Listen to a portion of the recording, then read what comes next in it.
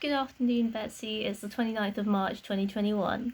Thank you for the AJR facts. Always good to know more about a new band. It is very cool to hear you so excited about things. I really enjoy hearing when other people talk about things that they're passionate about or things that they really love. Because sometimes I think, oh, is it just me who has such strong feelings about stuff? But no, it's really nice. It's really cool. That's fun that one of them is doing a PhD, actually. I actually discovered when I started doing my PhD that around 1.4% of the UK population has a doctorate, which I feel like is more people than I'd expect, right? That's like as many people as live in Birmingham.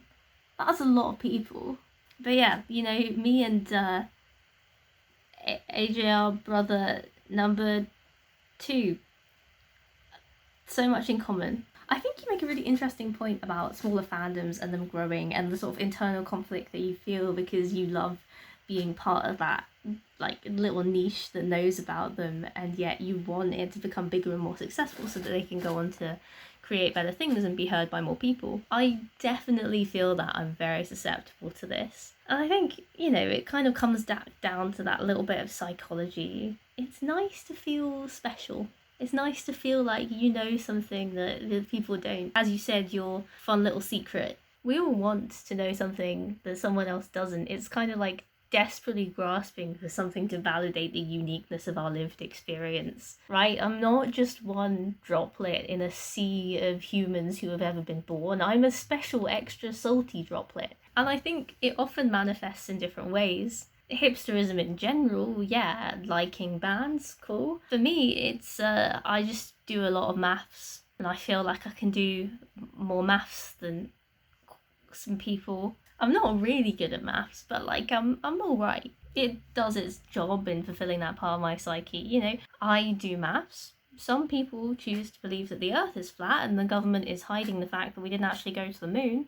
And you liked a band before they were cool. We all have our quirks, don't we? I think there's also something nice in that smaller fandoms tend to have, well, I say fandom, when things are smaller, they tend to have groups supporting them that are more tight-knit and more close, and it makes you feel like more part of a community than a large fan base. The other bad thing about large fan bases is that they get reputations. I'm thinking Superhoolic, I'm thinking Homestuck. We all know I was thinking it. I think that is just the side effect of the larger a fan base is, the more it draws in people, and the more people you have, the more likely that some of those people are going to go to extremes and do kind of unusual things that might not represent the rest of the group of people in the best light. But yeah, it's strange. Liking things before they were cool is something that will get you called a hipster, and that's a bad thing.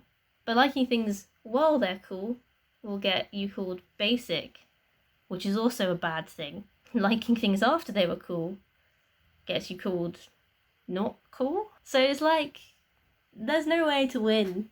Like what you like, man. That's my take. You can't end up liking something without getting criticised for it anyway, so I'm just glad you have a band that you really love, regardless of the size of their fan base and how many people have heard the song Bang. That was a good pun, by the way, I liked it. I feel like we keep coming back to fan stuff. It's something that's very easy for me to talk about because it's been such a big part of my life for so long. Maybe I'll talk about something else soon, we'll see.